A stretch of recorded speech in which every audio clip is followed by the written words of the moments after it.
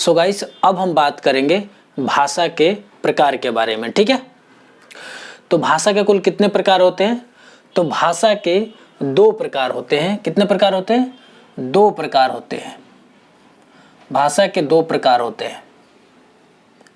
ठीक है, भाषा के 2 प्रकार होते हैं। ठीक है, पहला हमारा है मौखिक भाषा। मौखिक भाषा।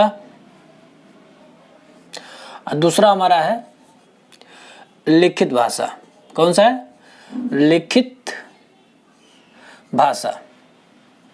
ठीक है, एक और अन्य भाषा का प्रकार होता है, उसका नाम है सांकेतिक भाषा। ठीक है, एक अन्य भाषा का प्रकार। ठीक है, एक अन्य भाषा के प्रकार कौन सा है? एक अन्य भाषा का प्रकार कौन सा है? सांकेतिक भाषा है। कौन सा है? सांकेतिक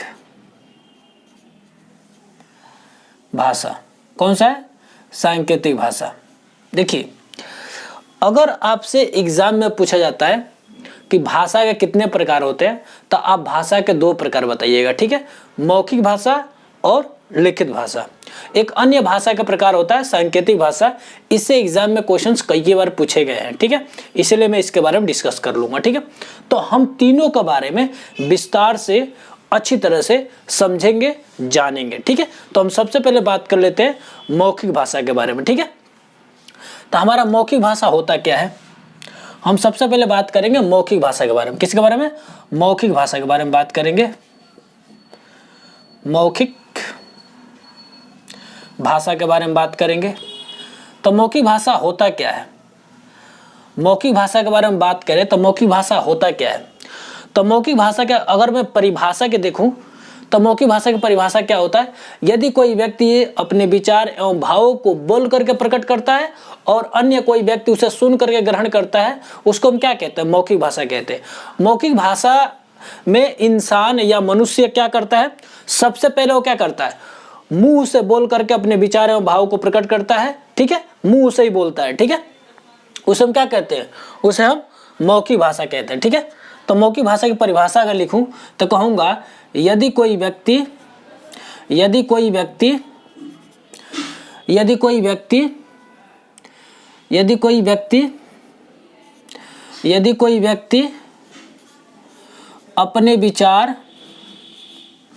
अपने विचार एवं भाव को बोलकर प्रकट करता है, बोलकर प्रकट करता है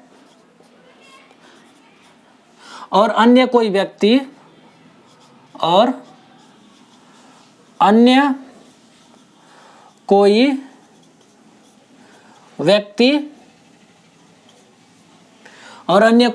उसे सुन करके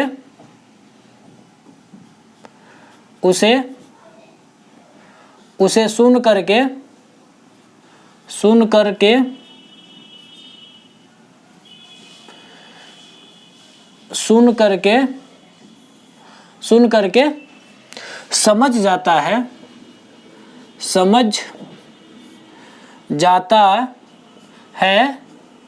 उसे मौखिक भाषा कहते हैं। उसे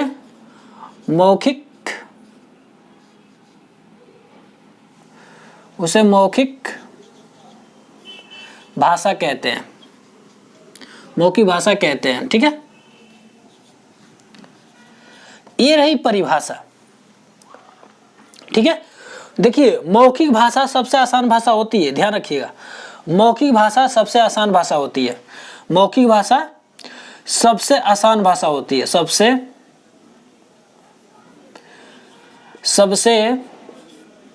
आसान भाषा होती है।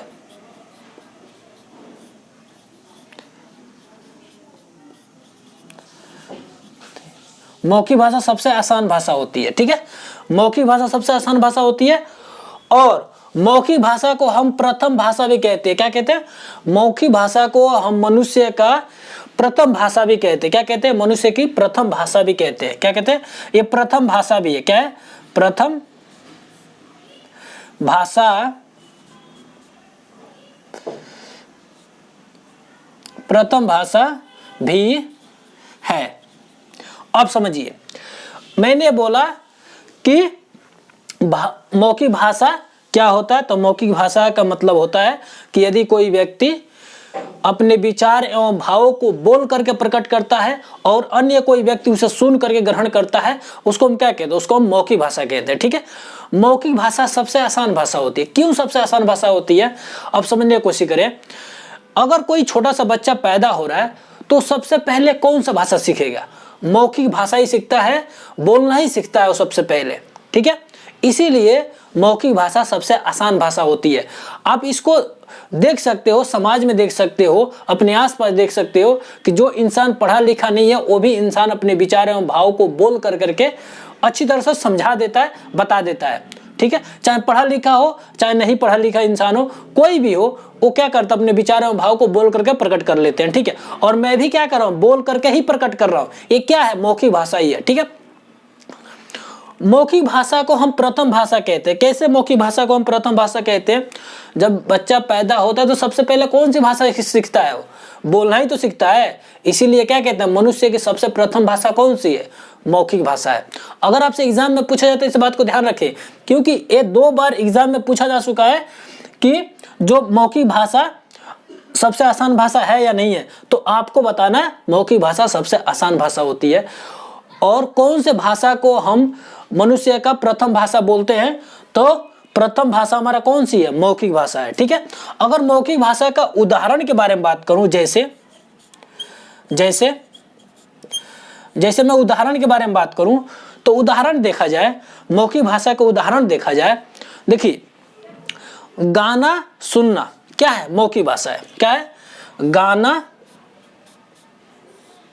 सुनना।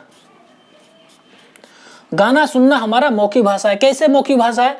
अभी बताइए, आप गाना सुनते हो, क्या करते हो? गाना सुनते हो, और अन्य कोई क्या करता है? वो गाता है गाना को, तो उस गाना को क्या करते हो? कान से सुन करके आप समझ जाते हो। वो क्या है? मौखिक भाषा है। एक अन्य उदाहरण ले तो भाषण देना। क्या है? भाषण सुनना। भाषण सुनना,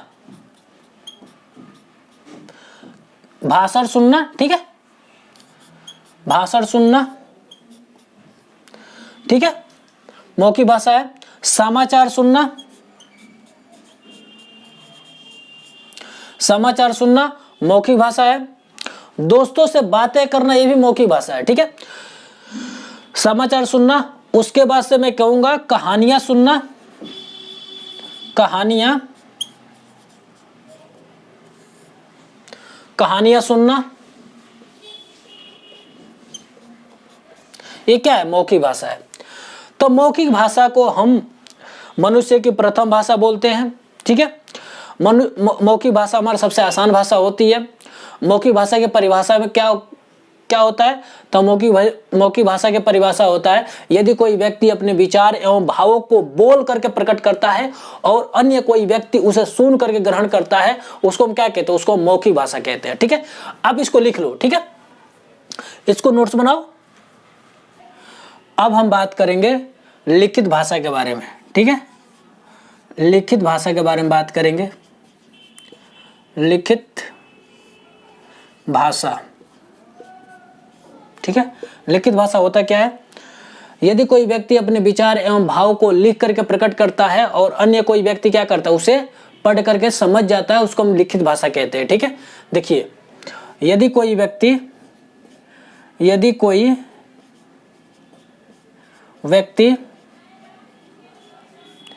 अपने विचार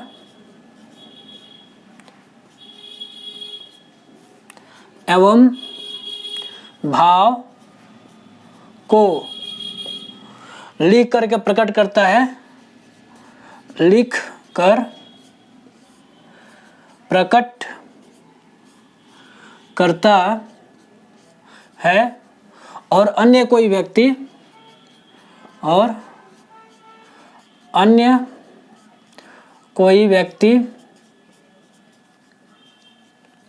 और अन्य कोई व्यक्ति उसे पढ़कर समझ जाता है, और अन्य कोई व्यक्ति उसे पढ़कर समझ जाता है, उसे लिखित भाषा कहते हैं। क्या कहते हैं? लिखित भाषा कहते हैं। लिखित भाषा कहते हैं। देखिए, लिखित भाषा होता क्या है? लिखित भाषा का मतलब है यदि कोई व्यक्ति अपने विचार एवं भाव को लिख करके प्रकट करता है और अन्य कोई व्यक्ति उसे क्या करता है? पढ़ करके समझ जाता है, उसको लिखित भाषा कहते हैं। ठीक है, जैसे जैसे जैसे अखबार पढ़ना, अखबार पढ़ना हमारा लिखित भाषा है। अखबार क्या है? लिखित भाषा है।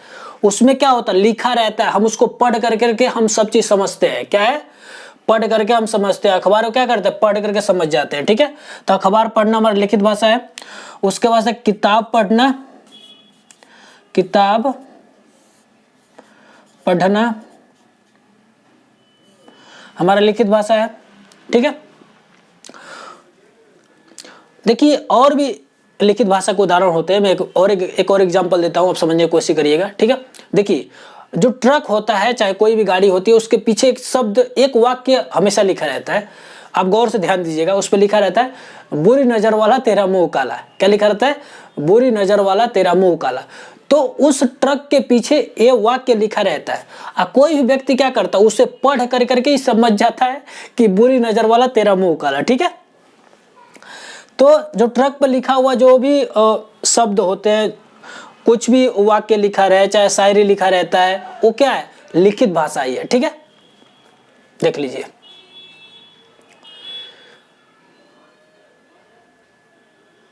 अब हम बात करेंगे भाषा के एक अन्य प्रकार है, उसका नाम है सांकेतिक भाषा। ठीक है, तो सांकेतिक भाषा के बारे में समझ लेते हैं। सांकेतिक भाषा होता क्या है? तो हम कह सकते हैं भाषा के तीसरा प्रकार है। क्या है? तीसरा प्रकार है। लेकिन अगर आपसे एग्जाम में पूछा जाता है कि भाषा के कितने प्रकार होते हैं, तो भाषा के आप दो ही प्रकार बताइएगा, मौखिक भाषा और लिखित भाषा। ठीक है, अब हम बात करते हैं एक अन्य जो भाषा का प्रकार है सांकेतिक भाषा, उसको समझ लेते हैं। ठीक है, सांकेतिक भाषा,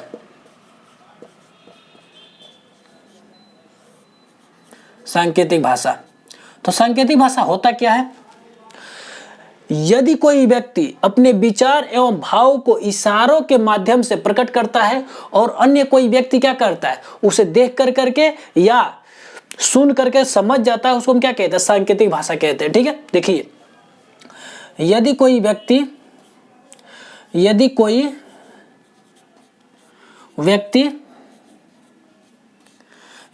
व्यक्ति अपने विचार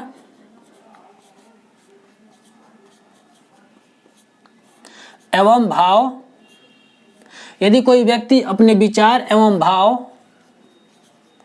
को संकेत के माध्यम से, संकेत के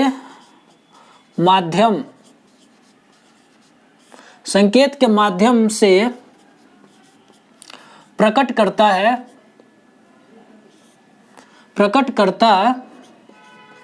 है और अन्य कोई व्यक्ति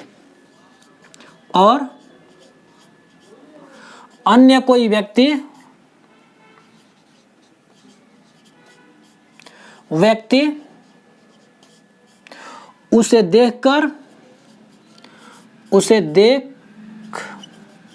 देखकर या सुनकर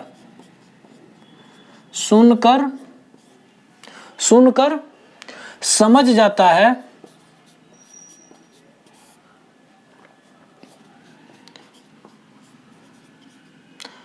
जाता है, उसे सांकेतिक भाषा कहते हैं। उसे सांकेतिक भाषा कहते हैं। सांकेतिक भाषा कहते हैं। क्या कहते हैं? सांकेतिक भाषा कहते हैं। देखिए समझने की कोशिश करिएगा, इसमें क्या है ना, सांकेतिक भाषा का मतलब क्या है ना, इसमें कहा जा रहा है कि कोई व्यक्ति है अपने विचार एवं भाव को इशारों के माध्यम से या संकेत के माध्यम से प्रकट करता है और अन्य कोई व्यक्ति देख कर करके या सुन करके समझ जाता है, उसको हम सांकेतिक भाषा कहते हैं। ठीक है, सांकेतिक भाषा, जैसे सांकेतिक भाषा का उदाहरण ले लें, जैसे सांकेतिक भाषा का उदाहरण ले लें तो कहेंगे, ठीक है, आप समझने की कोशिश करिएगा। ठीक है, आप क्रिकेट देखते होगे तो समझ जाओगे अच्छी तरह से। ठीक है, कोई बैट्समैन अचानक आउट हो जाता है, कोई बैट्समैन आउट हो जाता है तो उसका जो अंपायर होता है सिर्फ एक उंगली उठा कर करके आउट दे देता है, वो कुछ भी बोलता नहीं है, सिर्फ उंगली एक उठा कर करके इशारे के माध्यम से बता देता है कि भाई बैट्समैन क्या हो गया, आउट हो गया है। और जितना जो ऑडियंस होते हैं ना, उस उंगली को देख करके समझ जाते हैं कि भाई बैट्समैन क्या हो गया, आउट हो चुका है। क्या हो गया, आउट हो चुका है। ठीक है, तो जैसे उदाहरण लूं तो मैं कहूंगा, एक और उदाहरण में समझाने की कोशिश करूं, एक और उदाहरण के बारे में बात करूं तो मैं कहूंगा, देखिए आप रेड लाइट देखे होगे, रोड गाड़ी चलाते हो, चाहे गाड़ी में ट्रेवल करते हो तो आप देखते हो गाड़ी अचानक रुक जाती है, रेड लाइट जहां पे होता है तो लाइट रेड हो जाता है तो गाड़ी रुक जाती है। ड्राइवर क्या करता है, रोक देता है। गाड़ी का ड्राइवर जैसे देख लेता है कि भाई लाइट क्या है, रेड है, तो गाड़ी को रोक लेता है। ड्राइवर को जैसे दिखाई देता है कि क्या है, लाइट हरा है, तो गाड़ी ऑटोमेटिक आगे वो बढ़ाना स्टार्ट कर देता है। उसको कोई कहने नहीं जाता है कि गाड़ी रोकना है, गाड़ी आगे बढ़ाना है, वो सिर्फ इशारों के माध्यम से समझ जाता है। ठीक है, तो वो लाइट के माध्यम से समझ जाता है। जब लाइट ग्रीन होगा तो जाएगा, जब लाइट रेड हो जाएगा तो गाड़ी ऑटोमेटिक रुक जाएगी। ठीक है, तो रेड लाइट हमारा क्या है, सांकेतिक भाषा है। एक और उदाहरण की मैं बात करूं, देखिएगा, समझने की कोशिश करिएगा।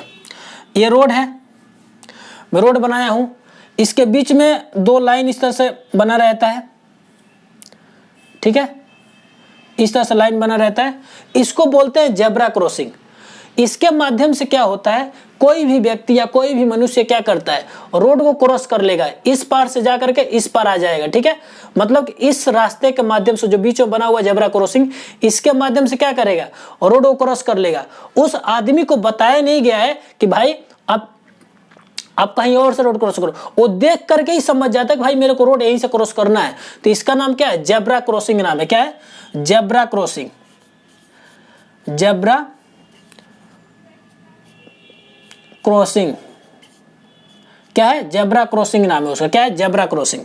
ठीक है, देखिए और भी मैं आप समझाने की कोशिश करता हूं। देखिए मान लीजिए कि ये रोड है, ठीक है, ये रोड इस तरह से आकर के आगे मुड़ जा रहा है। ठीक है, इस तरह से, और यहाँ पे एक बैनर सा या कह सकते हो कुछ भी चीज इस तरह से लगा रहता है, और यहाँ पे एक साइन बना रहता है इस तरह से। ठीक है, और इससे पता लगता है कि हमें जाकर क्या करना, लेफ्ट घूमना है, राइट घूमना है। तो गाड़ी को देखते ही, गाड़ी वाला देखते ही क्या कर रहा, समझ जाता है कि भाई इससे समझ जाता है कि आगे क्या करना है, लेफ्ट जाए घूमना है, राइट जाए घूमना है, समझ जाता है। उस संकेत के माध्यम से ही होता है। ठीक है, देखिए एक और मैं उदाहरण में बात करूं, देखिए ये हो गया जेब्रा क्रॉसिंग, हो गया रेड लाइट, हो गया। और मैं उदाहरण के बारे में बात करूं, देखिए गाड़ी जो भी चलता है, तो आप रोड पे चलते हो तो गाड़ी वाला क्या करता है, हॉर्न बजाता है, पिक पिक पिक पिक पिक करता रहता है। जो पिक जो शब्द बोलता है, जो आवाज, जो ध्वनि सुनाई देता है आपको, वो क्या है, सांकेतिक भाषा है। तो हॉर्न भी क्या है हमारा, सांकेतिक भाषा है। हॉर्न क्या है हमारा, सांकेतिक भाषा है। ठीक है, तो ये रही सांकेतिक भाषा। और एक चीज और सांकेतिक भाषा में छोड़ना, बताना भूल गया मैं। ठीक है, सांकेतिक भाषा सबसे कठिन भाषा होती है। क्या होती है, सांकेतिक भाषा सबसे कठिन भाषा होती है। क्या होती है, कठिन भाषा होती है। सांकेतिक भाषा सबसे कठिन भाषा होती है, इस बात को ध्यान रखिएगा। सांकेतिक भाषा सबसे कठिन भाषा होती है। सांकेतिक भाषा क्या होता है, यदि कोई व्यक्ति अपने विचार एवं भाव को संकेत के माध्यम से प्रकट करता है और अन्य कोई व्यक्ति उसे क्या करता है, देख कर करके या सुन करके समझ जाता है, उसको हम सांकेतिक भाषा कहते हैं। सांकेतिक भाषा का उदाहरण क्या है, red light, zebra crossing, horn. ठीक है, और सांकेतिक भाषा क्या है, सबसे कठिन भाषा है। ये रही भाषा के प्रकार के बारे में बढ़िया तरह से चर्चा कर लिया हम लोग। ठीक है, इसका नोट्स जरूर बनाइएगा। ठीक है,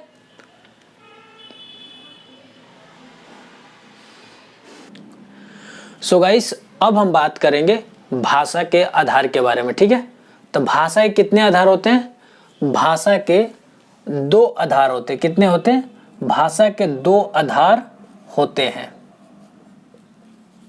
ठीक है, भाषा के 2 आधार होते हैं। ठीक है, हमारा पहला है मानसिक आधार।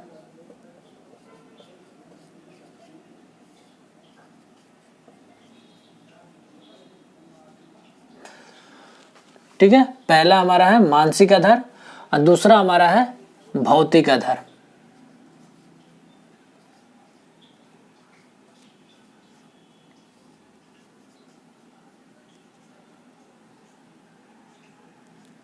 ठीक है, पहला हमारा मानसिक आधार, दूसरा हमारा भौतिक आधार। ठीक है, तो मानसिक आधार होता क्या है? अगर मैं पहले के बारे में बात करूं, मानसिक आधार क्या होता है?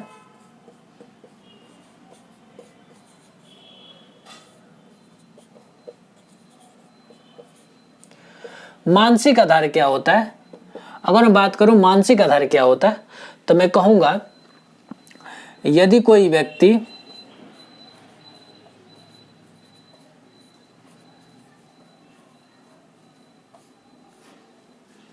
अपने विचार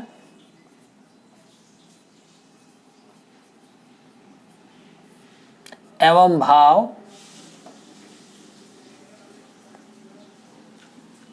को अपने समझ के आधार पर, अपने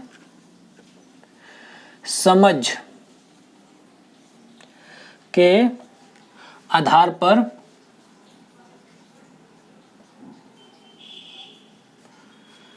प्रकट करता है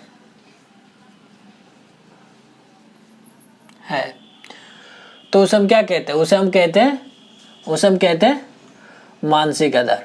क्या कहते हैं उसे हम मानसिक आधार कहते हैं। ठीक है, देखिए मानसिक आधार क्या होता है?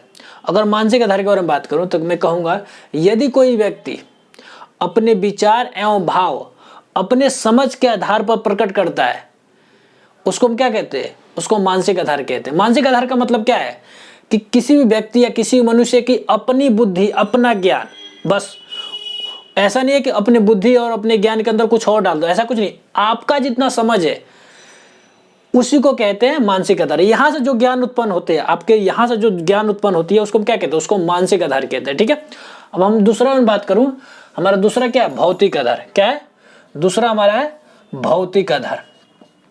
ठीक है, भौतिक आधार। ठीक है, तो भौतिक आधार क्या होता है? तो मैं कहूंगा यदि कोई व्यक्ति विचारों एवं भावनाओं को समाज से सुन करके, देख करके या पढ़ करके क्या करता है? प्राप्त कर लेता है, उसको हम क्या कहते हैं? उसको हम भौतिक आधार कहते हैं। देखिए यदि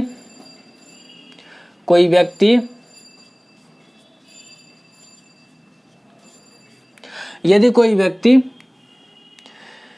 विचारों एवं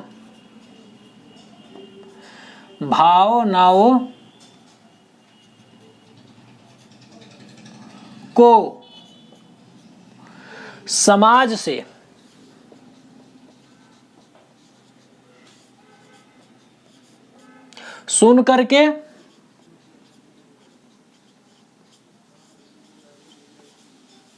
सुन करके या देख करके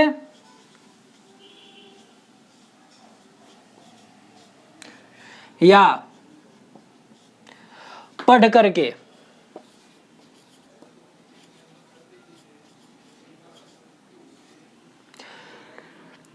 प्राप्त कर लेता है,